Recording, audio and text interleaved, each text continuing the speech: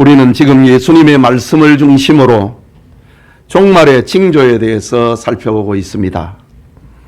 예수님은 예루살렘 멸망이라고 하는 이 역사적인 사건을 가지고 세상 종말과 동일선상에서 계시를 하고 있는 말씀입니다. 예루살렘 멸망이 이스라엘 사람들의 하나님 불신과 그리스도를 십자가에 못 박은 것에 대한 하나님의 심판이라면 이 세상 종말은 하나님을 불신하고 그리스도를 거절한 하나님의 심판이기 때문입니다. 제자들은 예수님에게 그 종말의 날이 언제인지 물었습니다. 그러자 예수님은 그 날과 그 시간을 말씀하지 않으시고 종말의 많은 징조들에 대해서 확실하고 분명하게 말씀해 주셨습니다. 만약 그 날과 시간을 말씀을 하신다면 종말의 날이 먼 미래에 있는 사람들은 자기와 상관없이 방종하며 살 것입니다.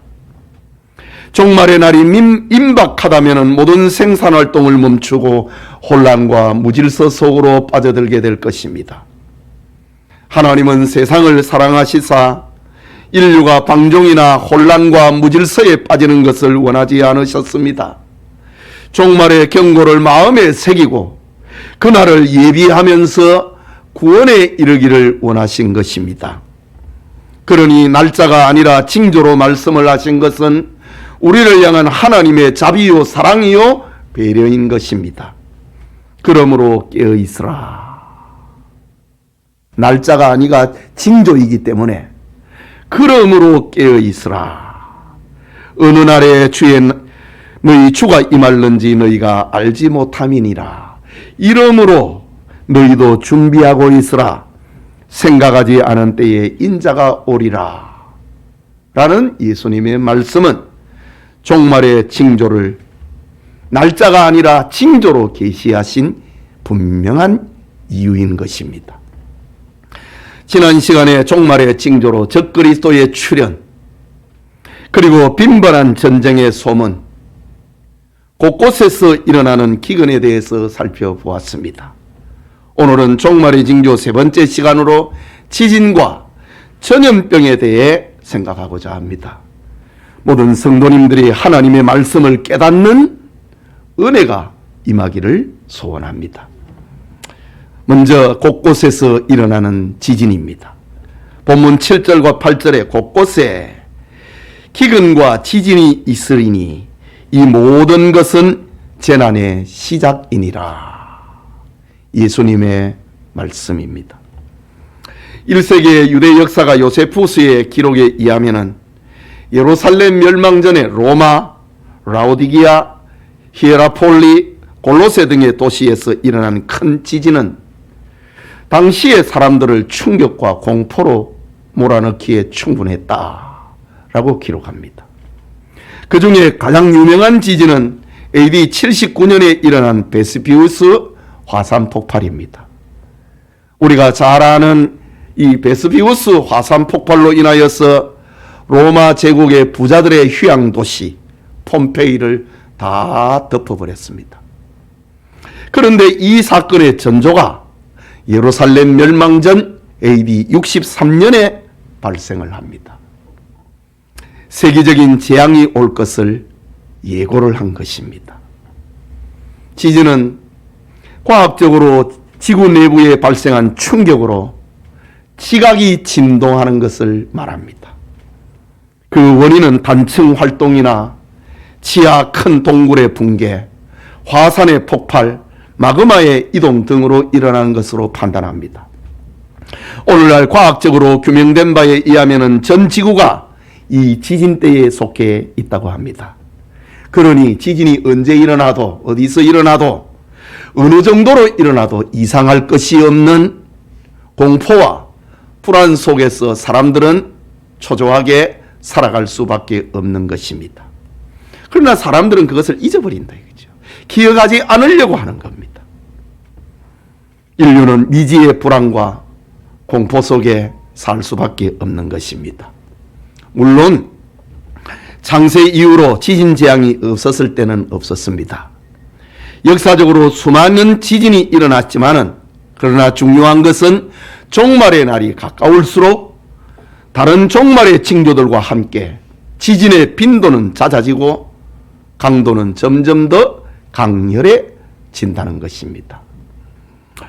이 그래프를 우리가 생각을 해보면은 지구상에 일어나는 여러 지진들은요, 그래프를 생각하면은 10도 정도 각도로 이렇게 완만한 경사를 지으면서 이렇게 진행이 되다가 19세기가 20세기가 되면은 그 10도 각도의 그 지진의 빈도와 그 강도가 약 80도로 급속도로 올라가 버립니다.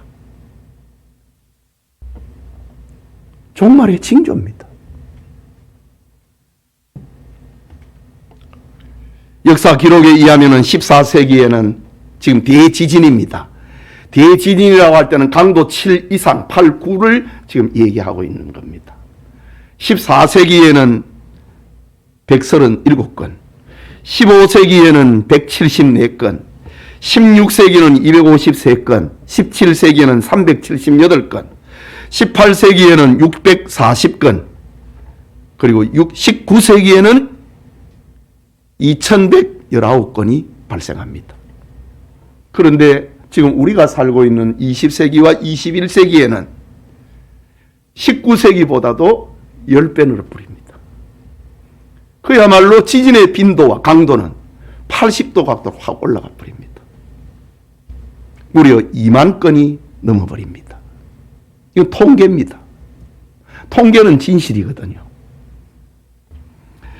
1908년에 이태리 메시나의 대지진, 1920년 중국 칸수 대지진, 23년에 일본 관동 대지진, 1948년에 소련 아시가빗 대지진, 76년에 중국 탕산 대지진, 1988년에 아르메니아 대지진, 1990년에 이란 대지진, 1999년에 터키 이즈밋 대지진, 2005년에 인도네시아 수마트라 대지진, 우리 기억을 하고 있지요.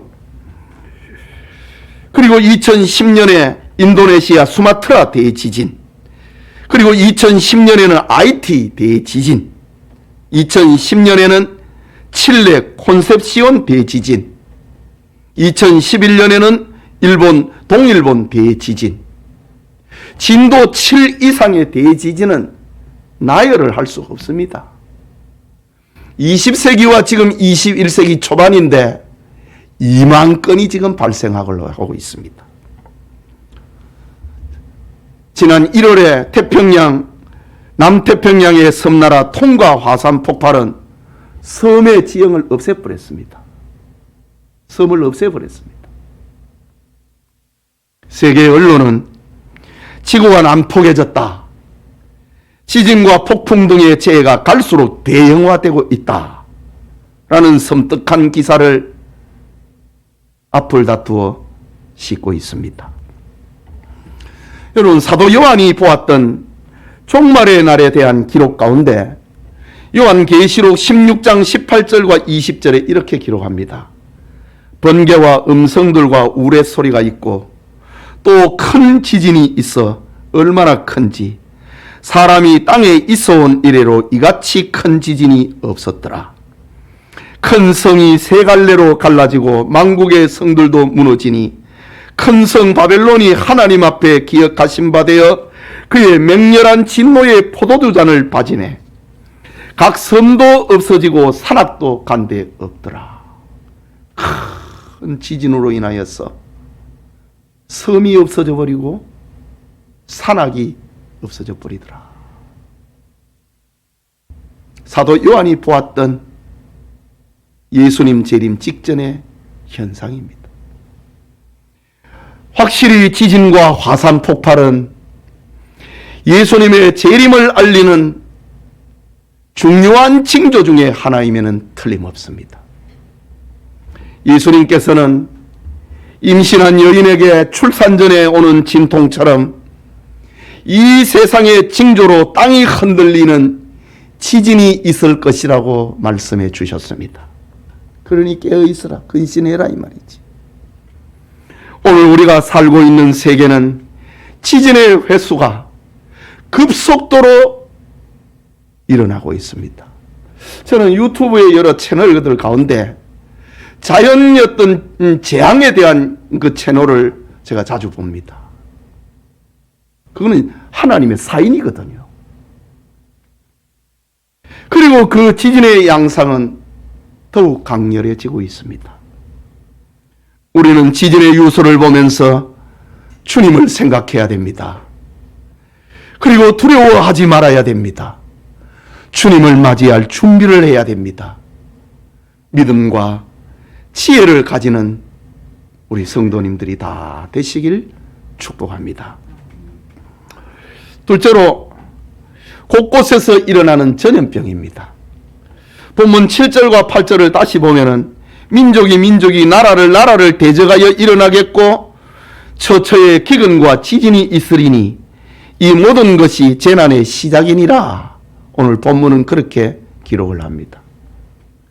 우리말 성경에 빠져 있지만은 그리스 공인본에는 7절에 전염병이라고 하는 로이모스라는 말이 기록이 되어 있습니다.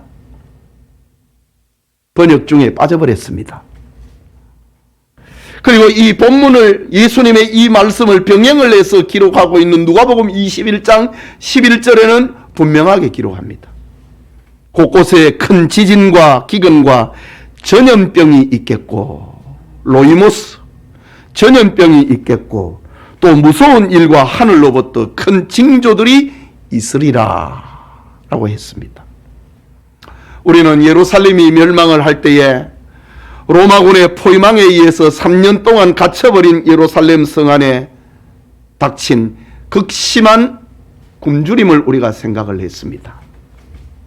여러분, 굶주림과 가난, 그것이 항상 동무처럼 데리고 다니는 것은 전염병입니다. 가난한 자, 굶주릴 때에 전염병은 창궐을 하게 되어 있습니다. 예루살렘 멸망의 징조로 굶주림과 더불어 닥친 전염병은 그것이 창궐했다면 세상 종말에 창궐할 전염병은 상상을 초월하게 됩니다. 세상 종말의 날을 기록을 하고 있는 요한계시록 16장 2절에 첫째 천사가 가서 그 대접을 땅에 쏟음에 짐승의 표를 받은 사람들과 그 우상에게 경배하는 자들에게 악하고 독한 종기가 나더라. 악하고 독한 종기가 나더라. 이건 전염병을 가리키는 말입니다. 또 16장 10절과 11절에는 또 다섯째 천사가 그 대접을 짐승의 왕자에 쏟으니 그 나라가 곧 어두워지며 사람들이 아파서 자기 혀를 깨물고 아픈 것과 종기로 말미암아 하늘의 하나님을 비방하고 그들의 행위를 회개하지 아니하더라. 전염병이 창궐을 해가지고 아파서 죽을 지경이 되는데 회개하지 아니하고 하늘의 하나님을 비방하더라. 전염병이 창궐할 때에 일어나는 이 사람들의 심리 상태를 지금 말을 하고 있는 겁니다. 아파서 혀를 깨물고 죽어가는데 하나님을 비방하고 자기 죄를 회개하지 않더라고 했습니다. 자기 혀를 깨물고 아픈 것과 종기, 역시 전염병을 가리키는 말입니다. 성도님, 역사상 온 세계를 휩쓴 큰 전염병은 단연 1347년에 발생한 흑사병입니다. 흑사병으로 유럽의 인구 3분의 1인 7,500만 명이 죽은 것으로 파악이 됩니다. 그리고 1차 세계대전이 한창이던 1918년 여름에 유럽에서 발생을 한 스페인 독감은 5천만 명의 목숨을 빼앗아가 버립니다. 이때 일제강점기에 있었던 우리나라도 740만 명이 감염이 되고 14만 명이 죽은 것으로 기록됩니다. 그런데 이런 전염병이 20세기로 오면서 급속하게 확산이 됩니다. 지진과 또 기근이 20세기로 오면은 약 80도의 각도로 올라가듯이 전염병도 역시 마찬가지입니다. 인류를 죽음의 공포 속으로 몰아넣고 있습니다. 중동 호흡기 증후군이라고 하는 메르스, 에볼라 바이러스, 신종 인플루엔자, 중증 급성 호흡기 증후군 사스, 조류독감 등이 창궐합니다. 그리고 세계를 죽음으로 몰아가고는 전염병을 말을 할 때에 단연 에이즈를 꼽을 수밖에 없습니다. 에이즈는 미국 질병통제예방센터에 의해서 처음 보고되고 난 이후 지난 30년간 무려 3,600만 명을 죽였기 때문입니다. 에이즈로 사망한 사람은 지금도 매년 200만 명에 이르게 됩니다. 다른 전염병과는 달리 에이즈는 인간의 육체주의가 만든 성병입니다. 에이즈의 감염 경로는 10%는 수혈이나 에이즈에 감염된 엄마의 출생한 아이들에게 10% 정도는 이렇게 감염이 됩니다. 그러나 90%는 에이즈에 감염된 사람과의 성접촉을 통하여서 일어나는 재앙입니다. 그 재앙 가운데 90% 가운데 54%는 에이즈에 감염되지 않았지만은 동성애를 통하여서 에이즈를 발생을 시킵니다. 이건 통계입니다. 하나님의 창조 원리를 파괴하고 사탄에게 미혹된 인간의 육체주의와 쾌락주의는 이렇게 악하고 독한 질병과 전염병으로 몰아넣습니다. 아까 읽은 성경 말씀 가운데 요한계시록 16장 2절에 보면은 대접을 땅의 소돔에 짐승의 표를 받은 사람과 그 우상에게 경배하는 자들에게 악하고 독한 종기가 바라더라. 건강한 윤리관을 가진 사람에게는 발생하지 않은 병입니다. 종말의 징조로 나타나고 있는 에이즈는 하나님의 창조 질서를 파괴하고 사람의 마음속에 심어놓은 양심의 윤리기관을 파괴하고 도덕을 파괴함으로 일어나는 재앙입니다. 성경은 종말의 징조를 구체적으로 설명을 하면서 디모데후서 3장 4절에는 쾌락을 사랑하기를 하나님 사랑하는 것보다 더하며 여기에서 발생한 재앙입니다. 지금 세계는 에이즈를 발생을 시키는 동성애를 합법화시키는 사탄 바람이 불고 있습니다. 세계 최강 군사력과 경제력을 가지고 있는 미국은 각 주별로 동성애를 합법화하고 있으며 서구 선진 역시 개인의 성적 취향을 존중해야 한다면서 각 나라의 동성애 합법을 법으로 제정을 하라고 압박을 하고 있습니다. 우리나라에서는 2007년에 입법을 시도했지만은 기독 신자들의 강력한 저지로 실패를 했습니다. 그러나 해마다 동성애 합법화, 차별금지법이라고 하는 이름으로 지금도 국회에 계류 중에 있습니다.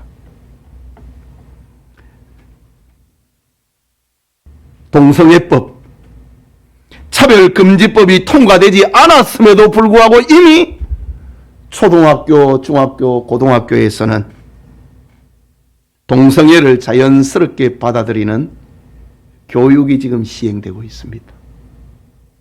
초등학교 아이들을 둔 부모님들 알지 않아요? 학교에서 이미 가르치고 있습니다. 법으로 제정해갖고 내려오는 게 아니고 지금 우리나라의 차별금지법, 동성애법은 귀납법적으로 올라가고 있습니다. 지금 밑에서부터 시작을 해갖고 올라갑니다. 세상을 종말로 몰아넣고 있는 사탄의 미혹이 성경대로 가고 있음을 보여주고 있습니다. 만약에 이 법이 통과가 되면은 성경적 가르침을 따르는 한국 교회는 범죄단체가 되고 맙니다. 이미 교회 가운데는 이걸 찬성을 하는 사람도 있습니다. 목사도 있습니다. 기가 찰 노릇이지요. 교회의 기능이 무엇입니까? 그것은 회개와 용서입니다. 죄를 죄라고 말하지 아니하는 곳에 회개가 있습니까? 용서가 있을 수 있습니까? 교회의 존재의 이유가 없어지는 것입니다. 교회의 본질적 기능을 파괴하는 것이 소위 차별금지법이고 동성애 합법입니다. 인권의 옷을 입고 있는 사탄의 위장술이고 양의 옷을 입고 있지만은 그 입에서는 짐승의 말, 용의 말, 사탄의 말을 하고 있는 것입니다. 차별금지법이 시행이 되고 있는 미국과 유럽의 예를 들면은 기독교 입양기관에서 동성애자에게는 아이를 입양을 시킬 수 없다 라고 하는 그 기관은 폐쇄당합니다. 기독교 학교는 동성애 문제점을 교육을 하는 것을 금지를 당하고 있습니다. 동성애자 커플에게 다른 호텔로 가라고 하는 미국의 80대 노 부부는 벌금형을 받았습니다. 동성애를 죄라고 말하는 목사는 구속이 됩니다. 동성애 주례를 거부하는 목사에게는 주례를 하든지 감옥에 가든지 하라고 합니다. 지난 세기에 도무지 받아들일 수 없는 이런 일들이 보편적 사고로 진행이 되고 있는 상황입니다. 아까도 말씀을 드렸지만은 세상은 타락을 하였어. 점점 하나님하고 멀어지고 가는데 그래도 완만한 경사도를 그리면서 하나님을 등졌습니다. 그런데 20세기, 21세기로 오면서 하나님을 등지는 그것이 그냥 수직에 가까워지고 있습니다. 지난 세기 동안에 사람들이 하나님을 떠났지만은 이 보편적인 윤리 체계를 부숴버리는 것은 지금 시대입니다. 이것이 지진이나 굶주림이나 전쟁이나 다 같이 엮여서 지금 수직에 이루고 있는 이런 시대를 우리가 살고 있는 것입니다. 인류는 지금 사탄의 몸부림으로 말미암아 무저갱이로 지옥으로 빨려 들어가고 있습니다. 계시록 13장 17절과 8절에 누구든지 이 표를 가진 자 외에는 매매를 못하게 하니 이 표는 곧 짐승의 이름이나 그 이름의 수라. 지혜가 여기 있으니 총명한 자는 그 짐승의 수를 세어보라. 그것은 사람의 수니 그의 수는 666이니라. 666이니라. 모든 윤리 체계가 사탄화되어 가고 있다 이 말입니다. 하나님의 말씀대로 사는 사람은 고통을 당하는 종말의 참상이 지금 벌어지고 있습니다. 여기에 지난 3년 전부터 코로나19 전염병은 온 세계의 시계를 멈추게 하고 있습니다. 마스크를 착용을 하는 것이 익숙해지고 비정상이 정상처럼 여겨지는 기괴한 상황, 종말의 징조 속으로 빠져들어가고 있습니다. 코로나의 전염병이 세계에 창궐을 하니 다른 사탄의 활동들에 대해서는 아예 생각을 안 합니다. 사랑하는 성도 여러분, 세계는 지진과 전염병이라고 하는 불가항력적인 재앙에 시달리면서 불안과 공포에 직면하고 있습니다. 마태복음 16장 2절과 3절에 예수님이 말씀하셨습니다. 너희가 저녁에 하늘이 붉으면 날이 좋겠다 하고 아침에 하늘이 붉고 흐리면 오늘은 날이 굳겠다 하나니 너희가 날씨는 분별할 줄 알면서 시대의 표적은 분별할 수 없느냐 라고 말씀을 하셨습니다. 일기예보를 보면서 오늘 비가 올 것이다. 농부들은 밭에 논에 물을 대야 되는가? 아니면 하늘에서 비가 내릴 것인가? 일기예보에 그렇게 민감합니다. 저녁에 하늘이 붉으면 날씨가 좋겠구나. 아침에 하늘이 붉고 흐리면 오늘은 비가 오겠구나. 날씨를 분별한다. 천긴을 분별한다 이거지. 그러면서 이 세상이 저물어 가고 있는 시대의 표적은 분별하지 못하느냐. 다시 말을 하자면은 성도는 시대의 표적 하나님의 벽보를 읽을 줄 아는 빛의 자녀로 살아야 한다는 말입니다. 우리 믿음의 조상 아브라함은 소돔과 고모라에 내린 심판의 벽보를 읽고 저 소돔 성에 의인 롯이 살고 있는데 내 조카 롯이 살고 있는데 하나님 구원해 주십시오 라고 부르짖었습니다.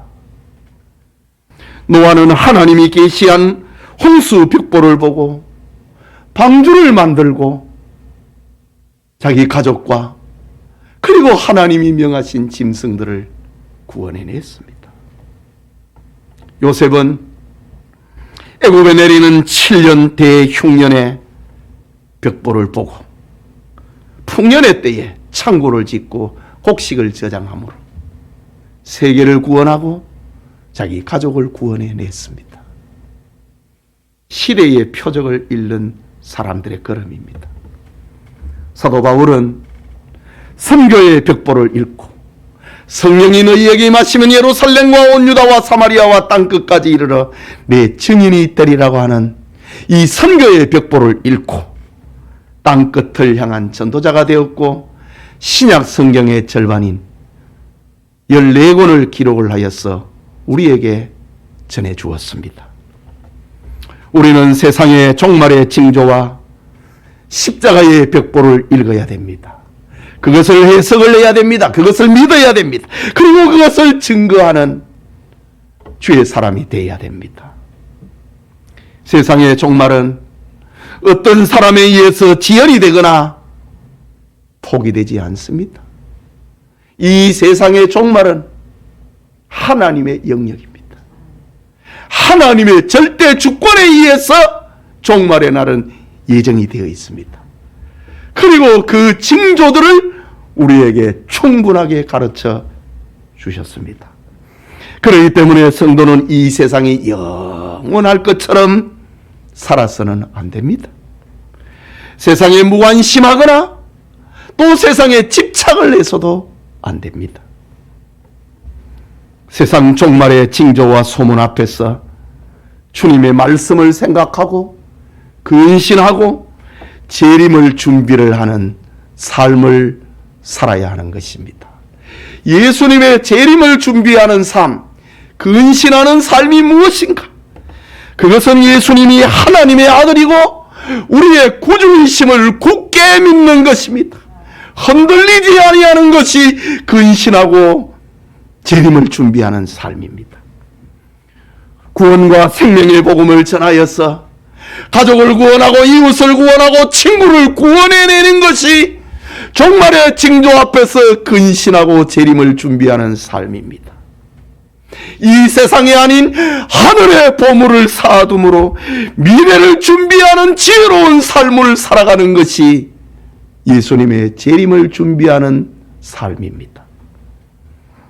과거에 잘못 믿었던 것, 잘못 살았던 것을 회개하고 성경대로 하나님 중심, 성경 중심, 교회 중심으로 사는 것이 근신하는 삶이고 종말의 징조들 앞에서 주님의 재림을 예비하는 사람인 것입니다.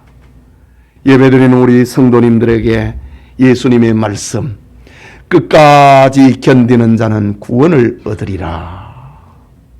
이 축복의 말씀에 우리 성도들의 것이 되기를 축복합니다.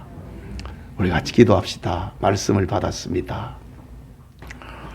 여러분, 종말의 징조들은 지금 차고도 넘치고 있습니다. 우리가 이 땅을 살아가는 앞에서 여러 가지 징조들 앞에 얼마나 예민합니까? 기침을 좀 하면 내 몸에 이상이 있는 거 아닌가? 얼마나 징조들 앞에 민감합니까? 우리 아이들의 미래를 생각을 하면서 얼마나 민감해합니까? 징조들 앞에서. 그러나 우리가 이 시대의 표적을 읽지 못하는 자가 되면은 안 되는 것입니다. 이 수많은 징조들 앞에서 근신하고 주님의 재림을 맞이하는 우리 성도들이 되기를 위해서 끝까지 견디는 자는 구원을 얻으리라고 하는 우리 교우들이 되기 위해서 기도합시다.